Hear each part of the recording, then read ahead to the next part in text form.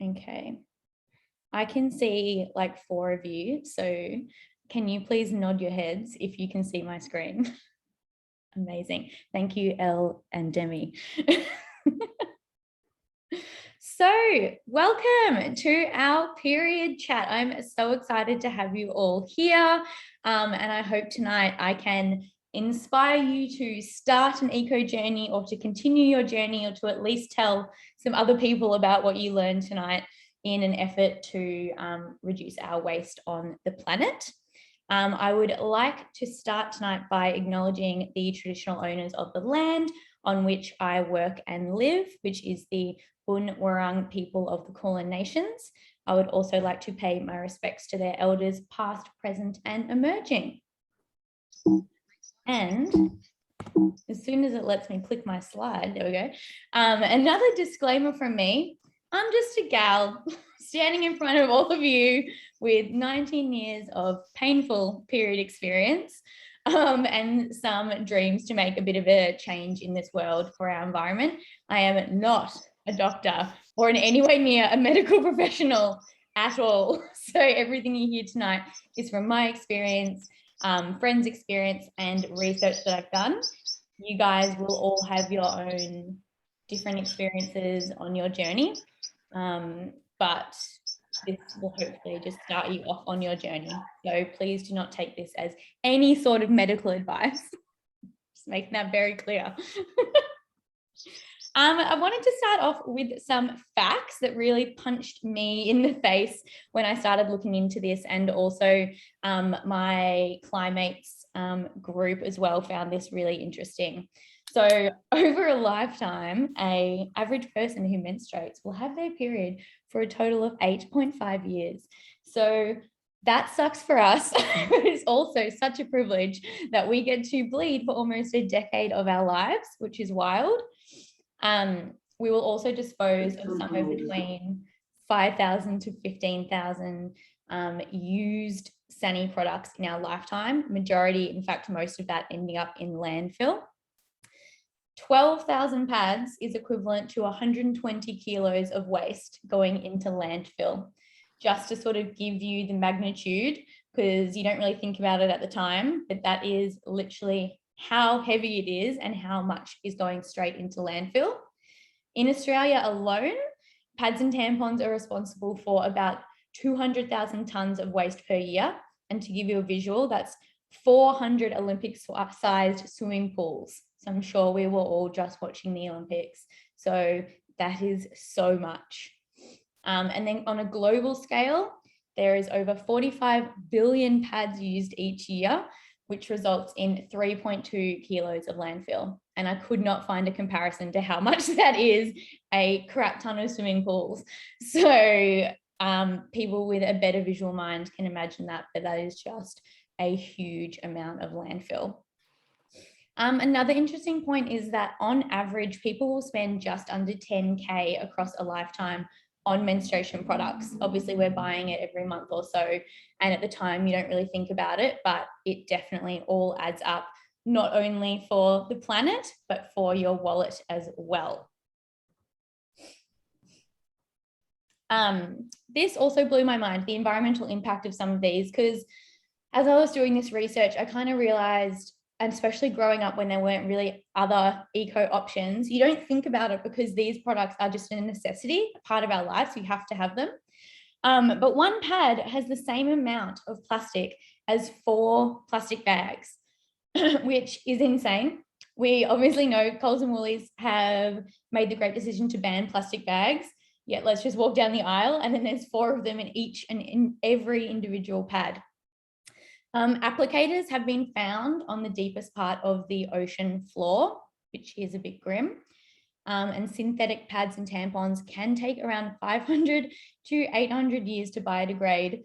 So I was thinking about this today. So every single tampon and pad we have used in our lives is going to be around for a hell of a lot longer than any of us will be, which is quite astounding.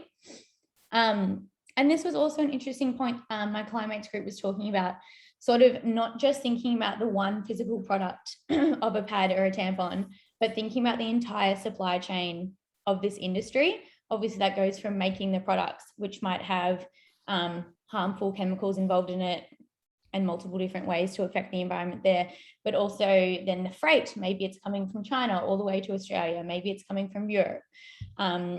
And then even wider than the supply chain is the other add-ons to this industry, such as the bin collection system, which I'm sure you guys have all seen at work or at uni, at school or whatever.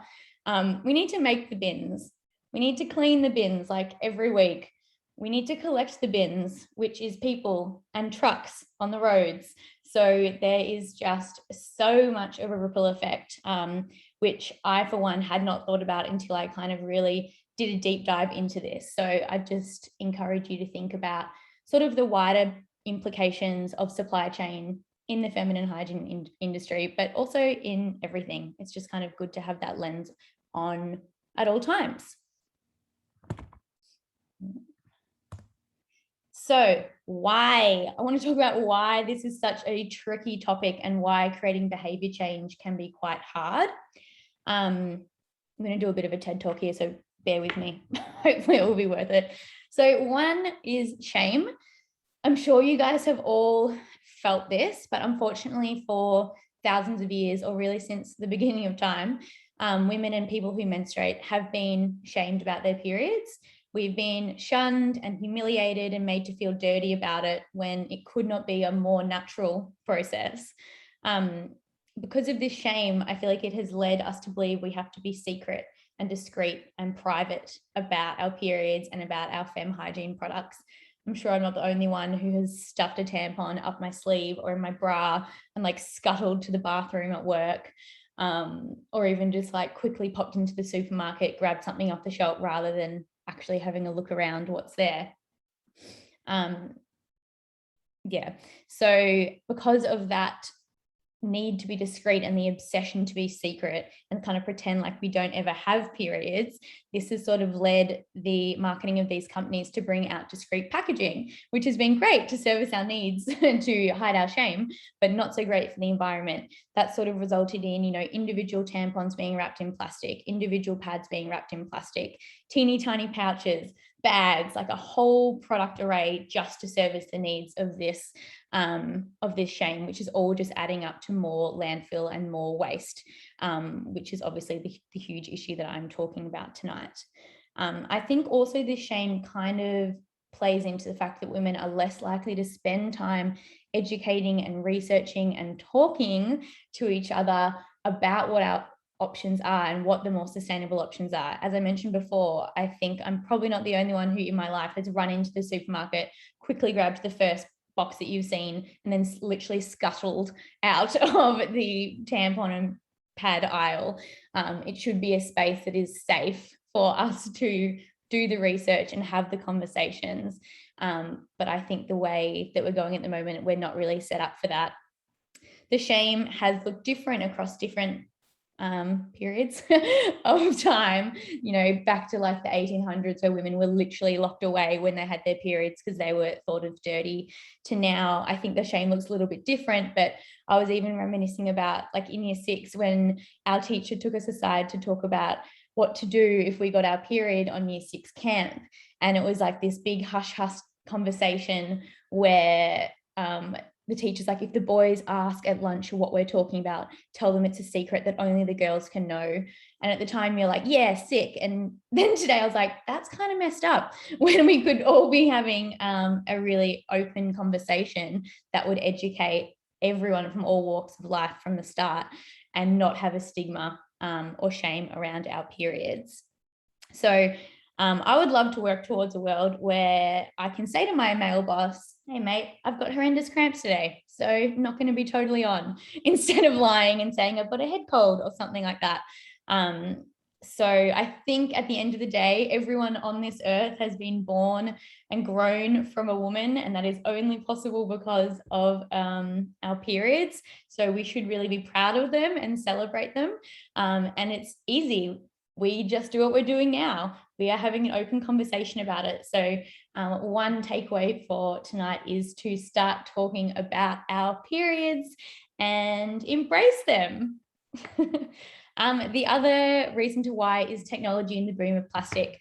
So plastic is an awesome product and a great material in some situations, but not when it is in single use. We all know that it takes 1 billion years to biodegrade and all the issues that come with that, which I don't need to harp on about. But unfortunately, with the rise of single-use plastic technology, that found its way to the feminine hygiene industry, and there is just plastic rife throughout all of the products. So that has kind of backfired a little bit for us there in that industry. But it is not all doom and gloom. We have solutions.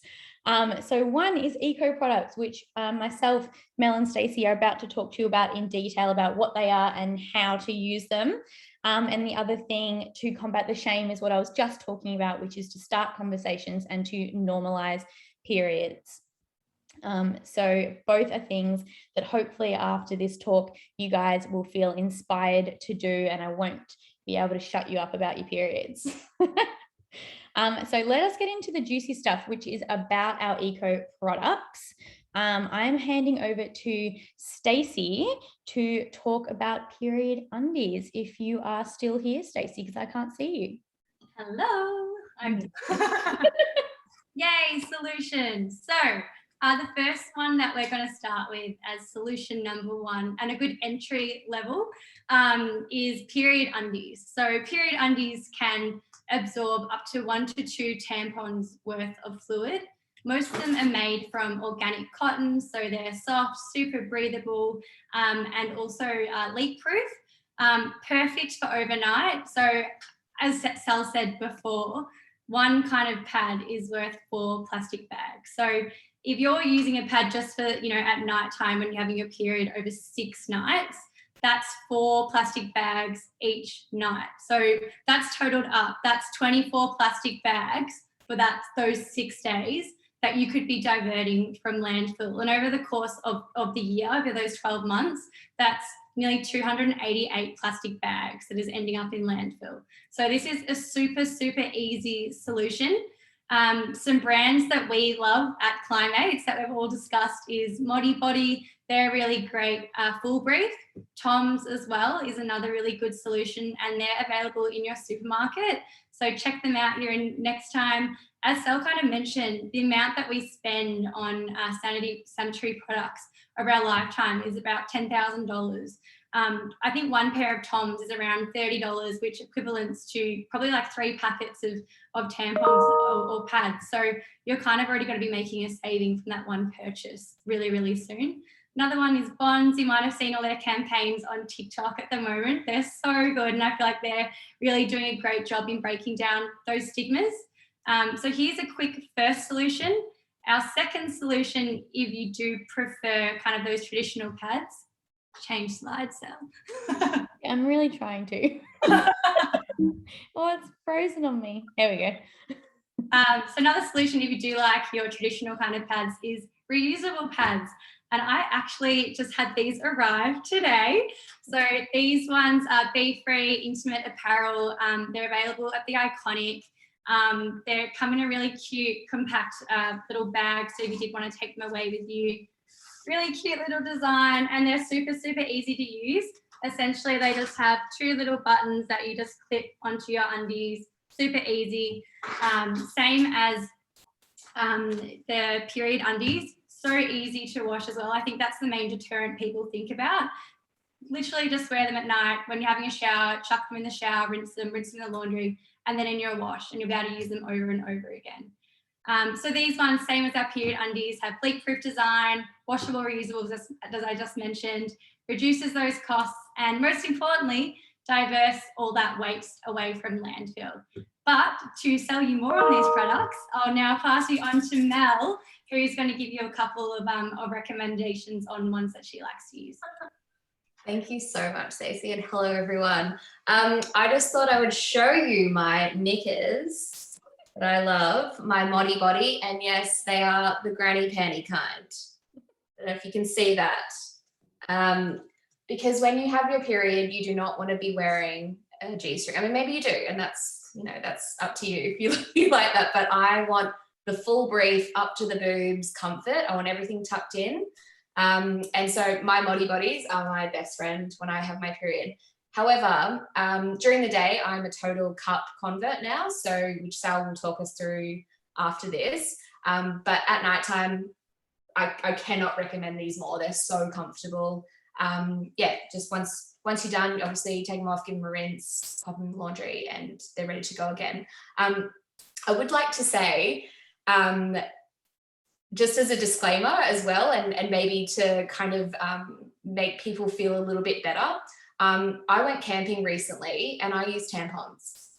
Like I use my cup every time. I use my undies or I use my undies, but I had to use tampons when I was camping because I didn't feel like it was the most hygienic thing to be tipping out my little cup in the middle of far north Queensland with all the mosquitoes and everything around. So I just think, like, be kind to yourselves. Like, please, I hope you all walk away from this and embrace these solutions, but there will be times where you just need to use a tampon, and that's okay as well. So I'll hand over to Sal to talk through the cups because they're, I think, my personal favorite solution that we've got on in this chat. Amazing. Thank you, gals, and great call, Mel. This whole presentation, please take it with the lens of any change you can make is making a difference. You do not have to divert your 120 kilos the whole time. Anything that you do is making a huge effort. So good point, Mel. On to the magical, incredible, amazing menstrual cup, which come a year ago, I never thought I would be saying, but myself and a whole bunch of gals in this room are fully converted and hopefully will never go back. So menstrual cup, here is mine. It's clean, but so you can see it in real life. They are made from silicone, which is an awesome material that lasts for ages. So this will actually last like 5 to 10 years. So let's compare that cost. It's like $20 or something to pads and tampons. You are already up so much. You can leave these in for somewhere between 8 to 12 hours, obviously depending on your flow and your situation.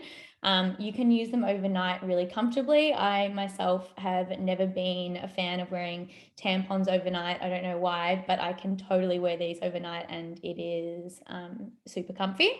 As I mentioned, they are relatively cheap. There's a whole different bunch of brands. I'm going to talk a lot about my Tom's cup because I'm obsessed with it, but there is so many, and I'll post the link to this prezzo after, and in the notes you can see all the different brands that are available. They're also really easy to clean. I think, as Stace mentioned, that is one of the barriers that people think about with these products. But I mean, the people who have made them are really smart. They have thought about this and it is super easy to clean. I'll talk about it a little bit later, but Tom's even come in this little sterilizing egg thing here, which makes cleaning ridiculously easy. So that is what a cup is and what it looks like. I am now going to deep dive into how to use it because I know on my journey, that was the scariest part for me. And it was a journey. It took me 6 months to go from first trying to actually being able to successfully use this. Whereas I did this presentation for Mel and a few of the girls a while ago, and Mel got it in like a week. So hopefully that's a good sign if you guys want to try it after this. I just think there's a few tips that make it a whole bunch easier. So I'm going to jump into that now. So the how. This is a journey, but please all stay with me because it will 100% be worth it. So you really need to go into this mindset, chill, zen, and upbeat. If you go into this panicking or nervous or thinking it's not going to work, it won't work. You need to be chill up here because the more uptight and tense you are, everything is feeling that. So we need everything to be relaxed. And this is hilarious because it's exactly what they taught me in the birth class I just did. So it's all the same. Everything has to be relaxed and zen for this to work. So honestly, just go into it, giving it a go. Don't be worried. Just keep breathing and be cool about it. So you can put this in either in a sitting, standing, or squatting position. You can do like a deep squat, or you can be sitting on the toilet, or you can pop your leg up on the sink or the bath or whatever you've got in your bathroom that's available. you just have to find what works for you. So try a few different things and see how you go. Kind of, I'd imagine you might want to start out doing it how you like first mastered using tampons. Whatever that works, this will probably work for you as well. You need to find your fold method. So on the side of the screen here, you'll see there's 3 different folds. I have got this images from the Tom's website, and there's actually really good videos on there and videos from actual medical professionals, which are really good. So definitely jump on there if you kind of forget this later or you want more info. Again, you have to find the fold that works for you. The point of the folds is just to make it smaller so it's easier to get in. I am a C fold gal, which is literally just folding it in half like that. Some of them are folded to make it easier to pop out inside. So honestly, you just have to give them a go and see what works. I know from my high school group, a few people are into the punch down fold. So many work depending on what your jam is. From there, when you've got your fold and you're ready to go, you have to keep breathing. Breathe. And they also recommend to smile. Apparently, if you smile, muscles down there relax and things happen. So you're going to look like a psychopath in your bathroom, but it will be worth it in the end. But pretty much you just hold it with one hand in your fold and you put it in just like you would put in a tampon. I hold it with one hand and I kind of put it in until I can't reach anymore, kind of until you run out of space with your fingers. And once you get used to it, you'll notice that when you kind of slowly start letting go, it pops out automatically. So that's the full pop out position, which is what it needs to be in to catch all of the blood, or obviously it's going to go down the sides if it's a bit like that. And what really helped me was not thinking of putting it in up. That will not work. Think of it as horizontal, sort of like towards your tailbone, and horizontally rather than up. That will, honestly, I think that was a game changer for me, that and the breathing. Another tip is to wet the cup before you pop it in. Obviously, it just makes it easier to go in rather than something dry. So all these things, like you'll need them at the start and then eventually you're like, whatever, and you'll be rolling with it. But yeah, I would try these when you start. So when you have got it in, the entire cup should be inside of you. And this will be different for each and every one of you, but mine sits much lower than a tampon. So when I was first trying, it was super uncomfortable because I was putting it up too high because obviously we're used to tampons. It sits relatively low, obviously, again, depending on your anatomy. But this stem kind of sits just at the entrance for me. And another tip is I was first using a Diva cup, which is just a different brand, and the stem was way longer and that was hanging out and it was super uncomfortable. Friggin' just cut that bad boy off, non-issue. Because if the cup is comfy but the stem is not, just cut off, obviously, once it's not in you, in a safe place, just trim it. You don't really need it that much anyway, I find. So that is another trick for you. Once you are in and you feel comfy, if you don't feel comfy, I would suggest wriggling around for a bit, see if you can breathe through it and if it moves naturally itself. If it's really not comfy, you got to take that guy out. I would have a break and try again later or even the next day so you don't get too worked up about it. But you should not be able to feel it. It should be like comfy, like there's nothing in there at all. So that is how you know you've kind of got it right. The other thing you need to check, and eventually this will come naturally to you, is if the cup has popped out.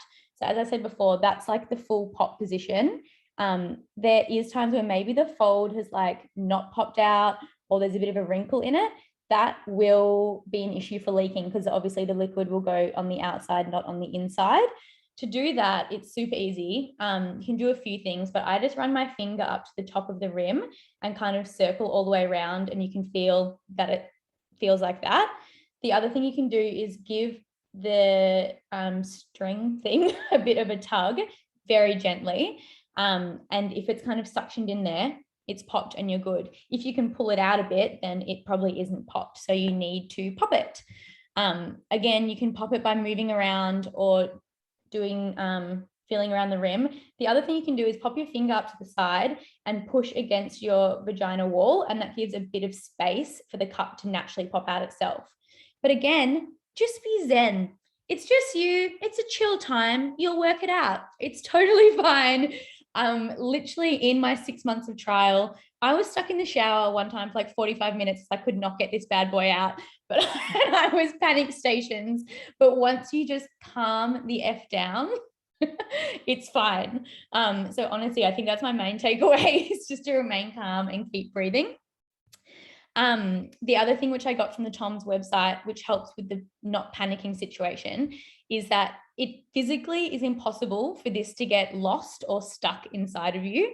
It cannot go outside of the vaginal canal. It cannot magically go up into your organs. So do not panic. It will be where you think it is and you will be able to get it out. So that also helped my mind frame, because sometimes it does feel like, holy shit, I'm never going to get this thing out of me, or I can't get it in, but you will. It's just a matter of remaining calm and trial and error. So that's how you get it in. And then to come out, honestly, hard bit is done. You are like on the home stretch at this point, and you've already had an amazing, successful day at 8 hours or whatever of bleeding. So all you have to do, kind of the same as how to get the pop. There's a few ways. I pop my finger up and just push against the wall to break the suction. And then I very slowly and gently just drag it out. The other thing you can do with Tom's, they've got these little grooves on the side. You can use your finger and your thumb to squish it in, and that also breaks the suction. And then again, just drag it out slowly. I say slowly because if you're too aggressive, there will be a bloodbath situation, which is also fine because it's just our fluid, but it can be a lot. I also think maybe it's part of the initiation process of a cup to at least have one bloodbath. So it's all fine if that does happen. If you can't actually reach your cup, like if you can't reach the top of it or you can't reach the bottom of it, again, don't panic. You can actually use your pelvic floor muscles to kind of bear down a little bit. By bear down, I mean kind of pretend like you're doing a poo. And it will come down a little bit. So that can kind of help move it around. The other thing to do is also just physically move around, even go for a walk if you're having a real mare with it. But normally it will just be there, and you just have to break the suction and then drag it out. Once you have it out, you simply just tip the blood into the toilet or into the sink, or wherever you are, and then you can just rinse it and it's ready to go for the next one. They definitely recommend sterilizing it in between periods, which I'll talk about in a bit, but in between, sort of, if you're going to put it straight back in, you can just rinse it and go again. Yeah, I think that is that. And then I'm going to move on to recommendations. Just going to check if I've said everything I was going to say. Oh, the main thing, once you get it out, you can live your life knowing you're an amazing eco legend. So that should really make it all worthwhile. Just some recommendations from me. As I said, Tom's is my go-to. Everyone will have their own brand that works for them. But my recommendation is, if it's really not working for you, take a break, try again next month or whenever it is, and possibly try a new brand, because I stuck with Diva for like 3 months and it never worked for me. Change to Tom's, life-changing. Another huge recommendation for me is start out doing the in and the out in the shower. It's just, it's a more zen environment, and it's wet, and it's less daunting when the blood comes out and it just washes away in the shower, and you can easily rinse it right while you're there. The fold and pop is key. So spend the time to work out what fold is best for you, because if you don't get the pop, it will not work. Sometimes you might be lucky enough to even hear the pop happen inside of you, and then you know that it has actually happened successfully. I've got get low. I think that must help me. I haven't had my period in 6 months with the whole growing a baby thing, so I've had to jog my memory, but I think squatting really helped me, trimming the stem, and once again, breathing the whole time. I cannot reiterate that enough. So that is my recommendations, and please bear with me, guys. We are so close to being there. This is sort of the last point that I wanted to leave you on. Even just through talking with our climates group and with my high school gals, it just started with one girl talking about the fact that she uses a cup, and now there's like 7 of us doing it. And I just wanted to show the fact that, yes, the world is daunting and climate change is shit and everything is really overwhelming.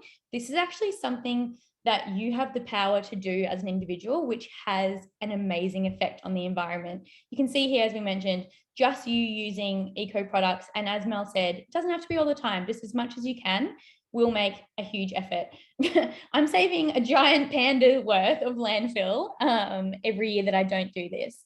If you just tell one other person, you're already saving a fridge. And you can go down my little table here. It doesn't take long until there's like, what, 25 of you or something who are literally saving a bloody truck, an actual bloody truck worth of landfill, just from talking about this. So I think, yeah, what I'd really love you guys to leave from tonight is that you have the power to make a really amazing impact on our environment.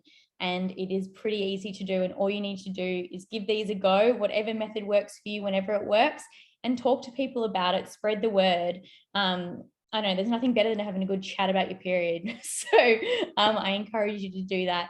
And then you can work your way down this ripple effect and feel really great about the impact that you are having on the environment and on your own body as well. So I think that is all I had to say.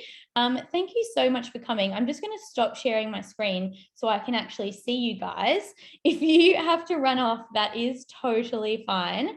But I also thought I'm just going to actually see you guys, give anyone the chance to ask any questions or any comments, but also you don't have to if you don't want to. And I'm just going to have a little sipsy. So Climates, feel free to fill in if there's no questions.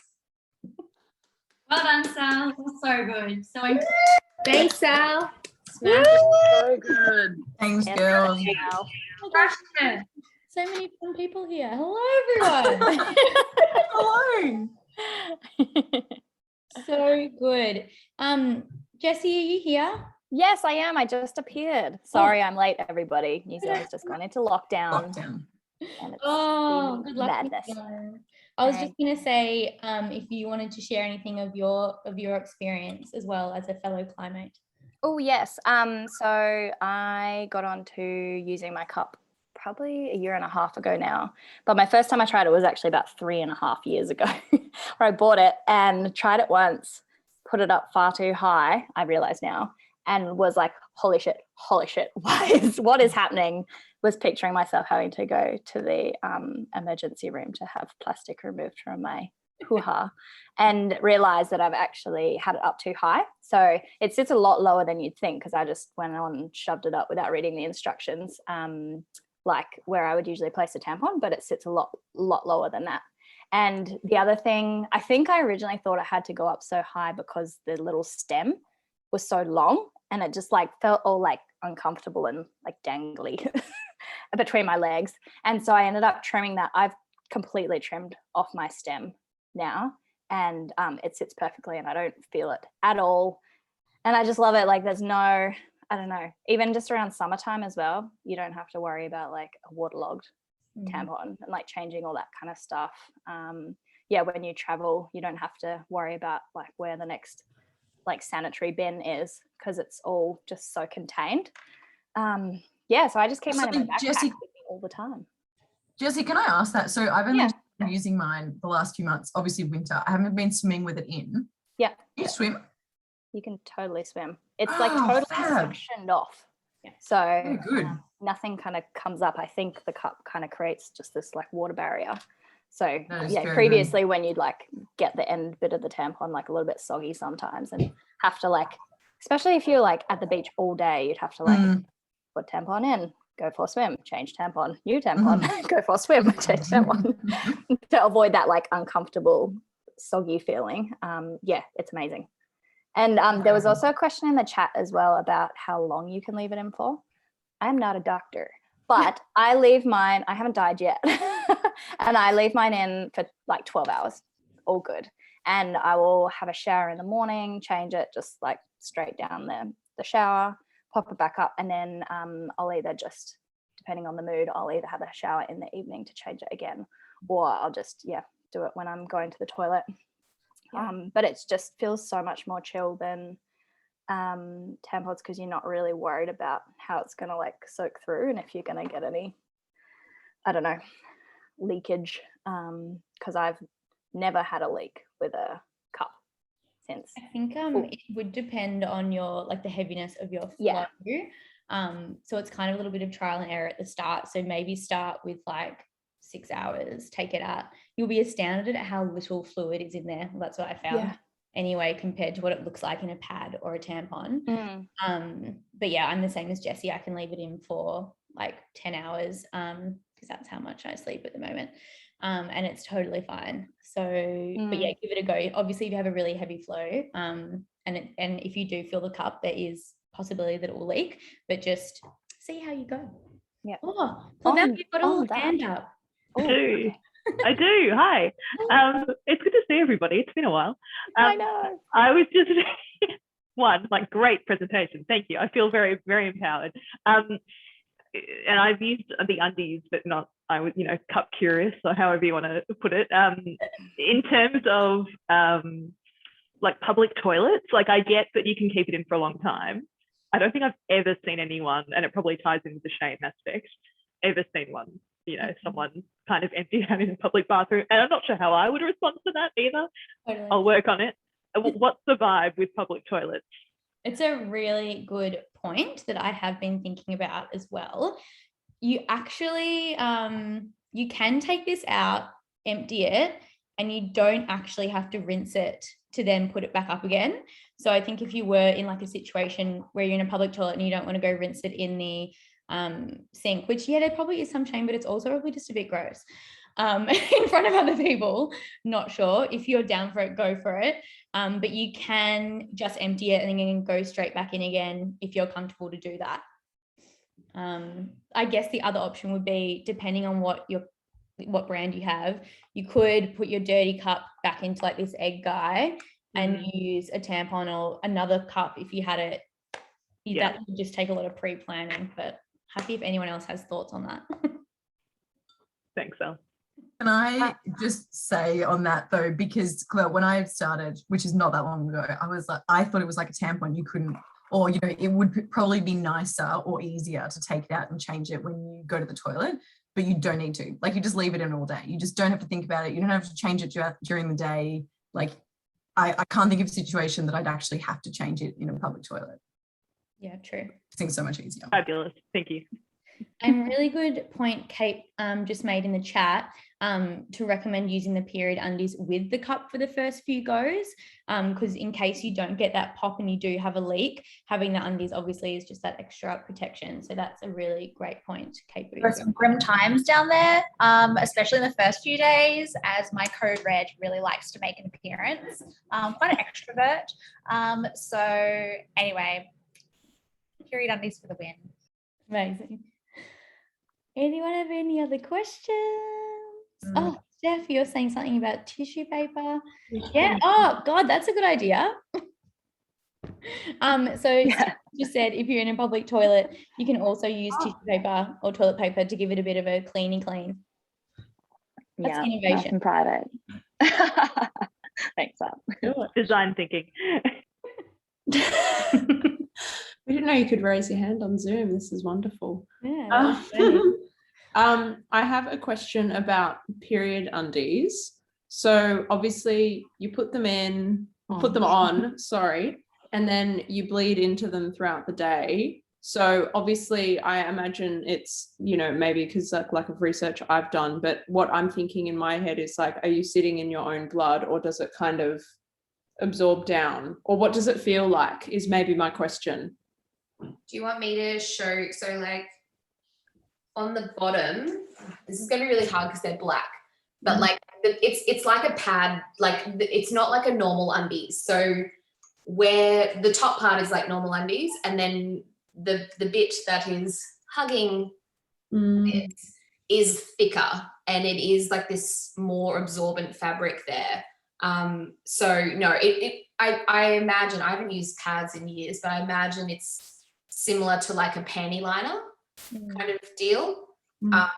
So you can, like, that's the thing, when you put these on, they don't feel like 100% like normal undies in that sense, in that you can feel this kind of extra layer there, but it's not uncomfortable or anything like that. You definitely don't feel like you're just sitting in your undies. And I saw there's a message from Pen, do period undies smell? No, like I've never had, like again, in the way that periods do contain a certain aroma, if you will, but you're not like stinking up the joint. You're not going to be walking into a room and someone's going to be like, oh, damn. Like, it's just like, you know, if you had a panty liner on, in my experience. Yeah. And Jesslane has also said that they feel drier than wearing a pad, if that gives kind of a physical feeling of what it would be like. Yeah, it's a really absorbent fabric on the bottom part of the period undies. So yeah, it definitely sinks in to the thing, but not all the way through. Like, I think they must have some sort of like barrier so that it doesn't go past, you know, the external part of the fabric. Amazing. Any other questions? Hi, I have a question. Thank you so much for the talk. It was really informative. I've struggled with my menstrual cup for months and months, so I might try a different brand. Thanks for that. But I find that when I was wearing it overnight, it would move around, and it was that exact experience that you talked about earlier, that it's just like, oh my God, it's stuck in there forever now. Do you find that it moves around a bit when you sleep or if you're exercising or anything? I have found mostly with exercise that it can kind of move up and down, but I haven't had leaking because I've always made sure that the pop has happened, but I'm sure you're doing that as well. It might also be a size situation. So the cups do come in multiple different sizes depending on what you need.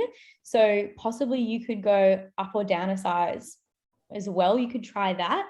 But has anyone else had any other experiences with that? I'm definitely still not the expert. Mine was just changing brands, Jess. Like, I had, I think it was like the Venus Moon Cup, some hippy dippy thing I bought, you know, a year or two ago, and hated it. Like, it didn't work for me. I think I said to you, like, it felt like I was pulling my uterus out of my vagina every time I used it. Can't do. Which you cannot do, but it felt like I was having a prolapse. Like, I hated it so much. And then when I did this talk with Sal and she put me onto the Toms, I have not had that feeling. It hasn't moved around for me. It hasn't felt uncomfortable to pull out. Like, so I think it's annoying because it does cost money to try different types. And then you also feel like, oh, I'm going to throw out this thing that I bought to be sustainable. But like, I think, yeah, you only really need to try one or two, I reckon. I got it right on my second one. So I think, yeah, trying another one. If this one's not working for you, don't feel bad, throw it out and try something else. Because there's no point in feeling like in pain and like, yeah, waking up and being like, oh God, this did not work at all. 100%. Amazing, thank you. Oh, Pen, you've got a little hand. Yes, hello. This has been so good. I've learned so many things about period cups because I've had some tragic experiences with it. But I wanted to ask, I've been using Tom's as well, and it literally like came out of me, like without any hand. So is that a size thing? Is it a brand thing? Has anyone experienced it like literally falling out? Because it was trauma. I would say it could be any, but size, I reckon. Right. It was too small. Possibly you didn't have the pop or the suction, because once the suction happens, it's real toy in there. Okay, good to know. Also, everyone's body's different, and this might be a little bit TMI, but sometimes when I do a poo, mine will not stay in there. So, you know, I have to change it every time. Yeah, that's true. Well, that's the exact muscle that would push it out. So, so yeah, everyone's bodies are different. Yeah, just try different things. Totally. And don't feel any shame if this just never works for you. Everyone is different, as Mel just said. So just find what you can do. And as we said before, anything that you're doing is making an impact and a difference. So yeah, just feel proud about what you can do. And if you can't do anything, tell other people. Do what I do and just bully everyone into doing it. All right. Any other questions, or I'll let you guys go and live your lives as possibly eco warriors. We would love to hear as well any cup converts after this. Yes. Oh my God, please send us all of your period stories. We froth it so hard because we're sickos. Yeah. I've just ordered one. You just made me order one. Right away. Yes. And also, I'm on the Body Body website now. Going, I need to at least start there. So, guys, I We tried need to to get wear us, our eco ears. yes, I tried to get us a discount code from all the brands, and no one replied to me. So whatever. The thought was there, but that is amazing. I'll try and get you one from Tom's. From Tom. Please. Also, Matt, Sally, it's Lee. Hello. Where are you? Hi, how much are they? Ah, great question. Yeah. Yeah. I bought this Tom's one ages ago. I reckon I paid like $20. I just So paid they're all 26. 26, nice. Yeah. All something around that region. And you can get them online direct from the website. Even like some of them are in Coles and Woolies. Or you can get them for like Nourish Life and eco stores like that. So they're very accessible, and I wouldn't think any of them are more than $30. Yeah, cool. Nice. Awesome. Well, thank you so much, everyone, for your attendance. I have bloody frothed this, and I hope you all have too. Well, I'm going to stop recording. Ooh.